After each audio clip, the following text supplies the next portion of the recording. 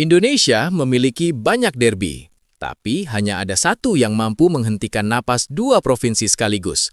Sebuah laga yang dijuluki El Clasico-nya Indonesia. Persib Bandung melawan Persija Jakarta. Bagi sebagian orang, ini hanya 90 menit mengejar bola. Namun bagi jutaan lainnya, ini adalah soal harga diri, identitas, dan sejarah panjang yang tertulis dengan keringat serta air mata. Bagaimana dua tim yang dulu bahu-membahu melawan penjajah, kini terjebak dalam rivalitas paling sengit di Asia Tenggara? Di Indonesia, tidak ada pertandingan yang mampu menghentikan denyut nadi dua provinsi sekaligus selain pertemuan antara Maung Bandung dan Macan Kemayoran. Rivalitas ini sering dijuluki sebagai El Clasico Indonesia. Namun, istilah tersebut sebenarnya tidak cukup untuk menggambarkan kedalaman emosi yang terlibat. Pertandingan ini melibatkan jutaan pasang mata, rating televisi yang selalu memuncak, dan pengamanan pihak kepolisian yang menyerupai operasi militer. Secara sosiologis, Persib adalah representasi dari kebanggaan masyarakat Jawa Barat, simbol dari etnis Sunda yang ulet dan setia.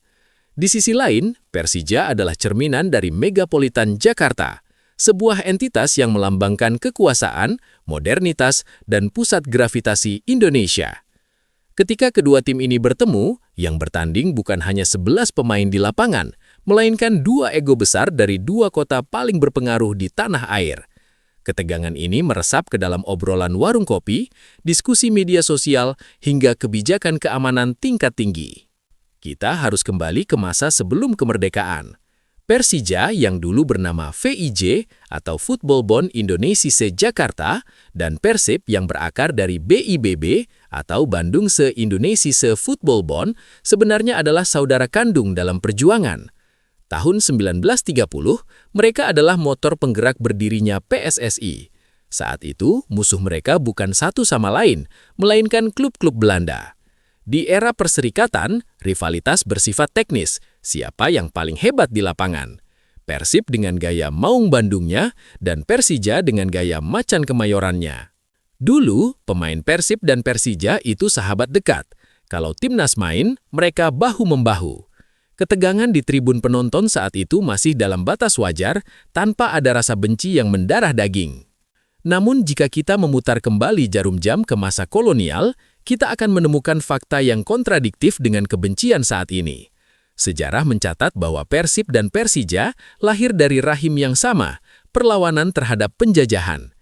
Persija Jakarta yang kala itu bernama VIJ atau Football Bond Indonesia Jakarta didirikan pada tahun 1928, tahun yang sama dengan Sumpah Pemuda. Sementara itu Persib Bandung berakar dari BIBB atau Bandung Se-Indonesia Football Bond. Pada tanggal 19 April 1930, perwakilan dari VIJ Jakarta dan BIBB Bandung berkumpul di Yogyakarta bersama 5 klub pribumi lainnya untuk mendirikan PSSI. Saat itu, Jakarta dan Bandung adalah rekan taktis yang menggunakan sepak bola sebagai instrumen politik untuk menunjukkan bahwa bangsa Indonesia memiliki martabat dan kemampuan yang setara dengan bangsa Eropa. Tokoh-tokoh seperti Muhammad Husni Tamrin dari Jakarta adalah pahlawan bagi sepak bola pribumi secara keseluruhan, bukan hanya untuk satu kota. Selama era perserikatan dari tahun 1930 hingga 1990-an awal, rivalitas kedua tim murni bersifat teknis di atas lapangan. Penonton dari Bandung bisa datang ke Stadion Ikada atau Senayan tanpa rasa takut. Begitu pula supporter Jakarta yang disambut dengan tangan terbuka di Stadion Siliwangi. Perubahan dimulai saat kompetisi memasuki era profesional di pertengahan 90-an. Kelompok supporter mulai terorganisir. Di Bandung, Viking Persib Club lahir pada 1993. Di Jakarta, The Jakmania menyusul pada 1997. Seiring berkembangnya budaya pop dan identitas kedaerahan, gesekan mulai terjadi. Bukan hanya soal prestasi, tapi soal klaim siapa yang paling setia. Media massa mulai membumbui rivalitas ini, dan perlahan aroma persaingan berpindah dari rumput hijau ke aspal jalanan. Titik balik hubungan ini terjadi pada pertengahan 1990-an, ketika sepak bola Indonesia memasuki era profesional dengan penggabungan kompetisi Perserikatan dan Galatama. Pada tahun 1993, di Bandung lahir kelompok supporter Viking Persib Club yang membawa semangat militansi luar biasa. 4 tahun berselang, pada 1997, The Jackmania menyusul untuk membangkitkan kembali gairah dukungan bagi Persija di tengah gempuran klub-klub baru di ibu kota. Pada fase ini, fanatisme mulai berubah bentuk. Dengan bantuan media massa yang mulai mengeksploitasi sisi hiburan dan konflik, pertandingan sepak bola mulai dibungkus sebagai pertempuran harga diri. Pergeseran ini juga dipengaruhi oleh budaya pop dan subkultur supporter yang mengadopsi gaya-gaya dari luar negeri, di mana identitas kelompok menjadi lebih penting daripada sekedar hasil pertandingan. Gesekan-gesekan kecil di tribun mulai terjadi. Provokasi melalui lagu dan spanduk mulai muncul, dan rasa curiga antar kelompok supporter perlahan mengkristal menjadi dendam kolektif yang diwariskan kepada generasi berikutnya. Memasuki tahun 2000-an, rivalitas mencapai titik didih. Stadion bukan lagi tempat yang ramah bagi tim tamu. Ada masa di mana pemain Persib harus naik rantis untuk masuk ke lapangan di Jakarta, begitu pula sebaliknya. Namun rivalitas ini menuntut bayaran yang terlalu mahal, dari luka fisik hingga hilangnya nyawa. Nama-nama seperti Rangga Ciptanugraha hingga Haringga Sirla menjadi catatan kelam bahwa tidak ada sepak bola yang sebanding dengan nyawa. Memasuki periode tahun 2000-an hingga 2018, rivalitas ini memasuki fase paling kelam dalam sejarahnya. Pertandingan Persib melawan Persija tidak lagi menjadi pesta rakyat, melainkan menjadi momok bagi pihak keamanan. Disinilah istilah rantis atau kendaraan taktis polisi menjadi bagian tak terpisahkan dari narasi pertandingan. Pemain kedua tim harus diangkut dengan kendaraan lapis baja Barakuda untuk masuk dan keluar stadion demi menghindari lemparan batu atau serangan fisik. Puncak dari kegelapan ini adalah jatuhnya korban jiwa. Nama-nama seperti Rangga Ciptanugraha, Lazuardi, hingga Haringga Sirla menjadi catatan pahit yang tak boleh dilupakan. Rivalitas yang awalnya adalah soal prestasi berubah menjadi lingkaran setan kekerasan di luar stadion.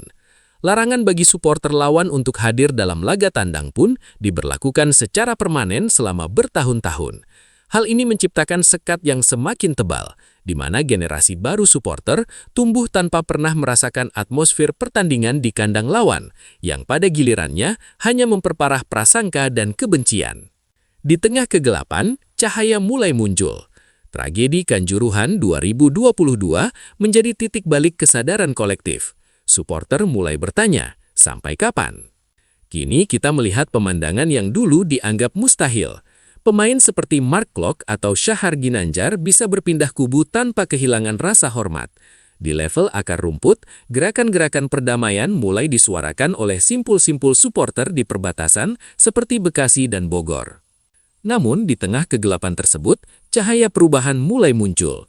Tragedi besar yang mengguncangkan sepak bola nasional, seperti tragedi Kanjuruhan 2022, menjadi tamparan haras bagi seluruh kelompok supporter di Indonesia.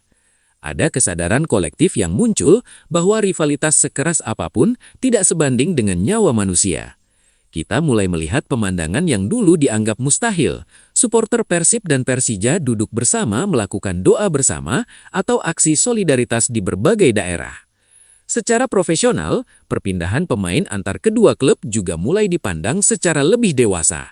Kehadiran pemain seperti Mark Klok yang berpindah dari Persija ke Persib atau Rezaldi Hehanusa yang melakukan langkah serupa menunjukkan bahwa di level pemain, profesionalisme telah melampaui fanatisme buta. Upaya-upaya rekonsiliasi yang diinisiasi oleh para pimpinan kelompok supporter di tingkat akar rumput, terutama di daerah-daerah perbatasan seperti Bekasi dan Bogor, mulai membuahkan hasil. Meskipun belum sepenuhnya sempurna, tren menunjukkan arah menuju rivalitas yang lebih sehat dan beradab. Sebagai penutup, kita harus menyadari bahwa Persib Bandung dan Persija Jakarta adalah dua kutub yang saling membutuhkan.